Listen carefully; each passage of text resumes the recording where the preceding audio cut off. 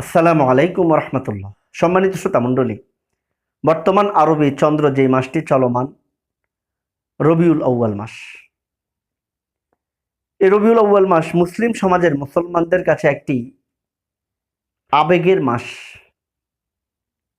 কারণ এই মাসে জন্মগ্রহণ করেছেন বিশ্ব মানবতার দূত, রহমতে আলম আমাদের নবী জনাবে মুহাম্মদুর রাসূলুল্লাহ সাল্লাল্লাহু আলাইহি ওয়াসাল্লাম। কিন্তু প্রতি বছর এই রবিউল আউয়াল মাস আসলে আমাদের মুসলিম সমাজে মুসলমানদের মধ্যে একটা বিষয় নিয়ে দারুণভাবে বিশৃঙ্খলতা দেখা দেয়, আর তা হচ্ছে রাসূলের জন্ম তারিখ নিয়ে। কেউ দাবি করছেন রাসূলের জন্ম তারিখ রবিউল আউয়াল মাসের ৮ তারিখ, আবার কেউ দাবি করছেন রাসূলের জন্ম তারিখ রবিউল আউয়াল মাসের ৯ তারিখ, আবার কেউ তো অতি বাড়াবাড়ি করতে গিয়ে রাসূলের জন্ম তারিখ রবিউল আউয়ালের ১২ তারিখকেই নির্ধারণ করে আনন্দ উদযাপন করে, যে আনন্দ উদযাপনের নাম দিয়েছে তারা জশ্নে জুলুসে ঈদে মিলাদুন্নবী। এই যে সমাজে রাসূলের জন্ম তারিখ নিয়ে একটা বিশৃঙ্খলতা প্রতি বছর দেখা দেয়, এখন এই বিশৃঙ্খলার নিরসনের মাধ্যম কি, এই নিরসনের উপায় কি?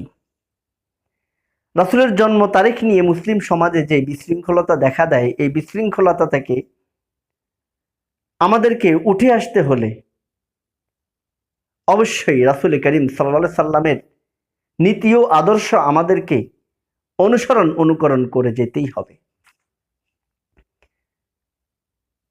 এখানে আমাদেরকে আমৃত্যু স্মরণ রাখতে হবে, দুনিয়ার জীবনে রাসূলের জন্ম হয়ে গেছে, লা শাক্কা ওয়ালা রাইবা। কোনো মুসলমান যদি এতে সন্দেহ পোষণ করে তাহলে সে ইসলাম থেকে বহিষ্কৃত বলে গণ্য হবে। রাসূলের জন্ম হয়ে গিয়েছে।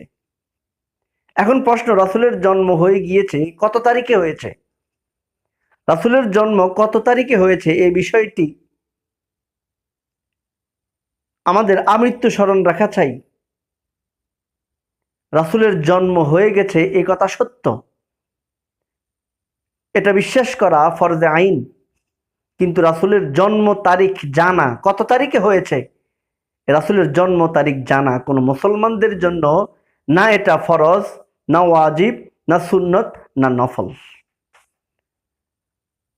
রাসূলের জন্ম হয়ে গিয়েছে বিশ্বাস স্থাপন করা এটা ফরজে আইন, কিন্তু রাসূলের জন্ম কত তারিখে হয়েছে এটা জানা কোনো মুসলমানদের জন্য ফরজ না, ওয়াজিব না, নফল না, সুন্নত না।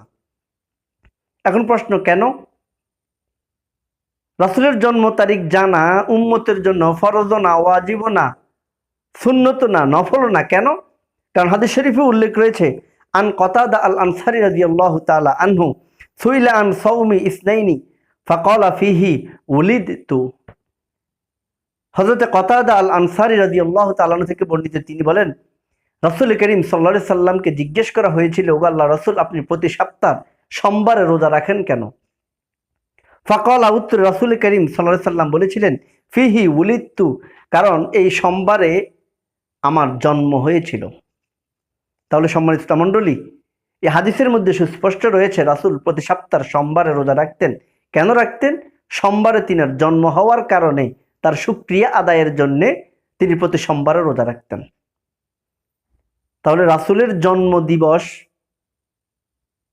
কিভাবে রাসূল উদযাপন করেছে সুস্পষ্ট হাদিসে এসেছে। রাসূল নিজে আমল করে গেছেন, নিজে তার জন্ম দিবস পালন করে গিয়েছেন প্রত্যেক সপ্তাহ সোমবারে রোজা রাখার মাধ্যমে। আর আমরা বর্তমান দুনিয়ার বিড়াল মুসলমান, পথভ্রষ্ট মুসলমান, আমরা রাসূলের জন্ম তারিখ পালন করি ১২ রবিউল আউয়াল, জশ্নে জুলুসে ঈদে মিলাদুন্নবী পালনের মাধ্যমে। রাসূল তিনি তার জন্ম বার পালন করেছেন, জন্ম তারিখ নয়। রাসূল তিনি তার জন্ম বার পালন করেছেন প্রত্যেক সপ্তাহ সোমবারে রোজা রাখার মাধ্যমে। আর আমরা বিড়াল পথভ্রষ্ট মুসলমান, আমরা রাসূলের জন্ম তারিখ পালন করি ১২ রবিউল আউয়ালে, বছরে একবার জশ্নে জুলুসে ঈদে মিলাদুন্নবী পালন করে। তাহলে রাসূলের আমল আর আমাদের আমলের মধ্যে আকাশ পাতাল ব্যবধান। যিনার জন্ম তিনি আমল করে দেখিয়ে গিয়েছেন, তিনার জন্ম বার কিভাবে উদযাপন করতে হয়, রোজা রাখার মাধ্যমে। আর আমরা এমন আশিক হয়েছি, আমরা ওনার এই বাতিয়ে দেওয়া পথকে বিলুপ্ত করে দিয়ে, পথকে আমরা ফেলে দিয়ে আমরা আমাদের মতো করে 12ই রবিউল আউয়ালে জশ্নে জুলুসে ঈদ মিলাদুন্নবী পালন করছি।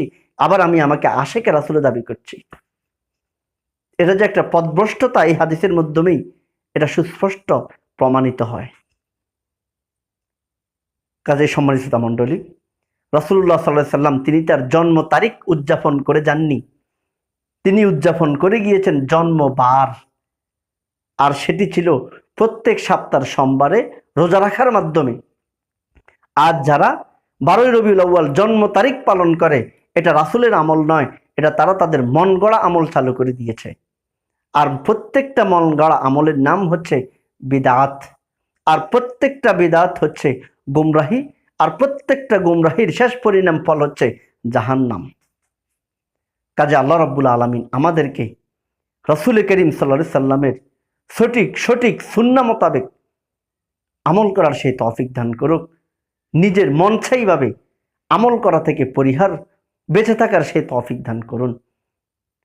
আসসালামু আলাইকুম ওয়া রাহমাতুল্লাহি ওয়া বারাকাতুহু।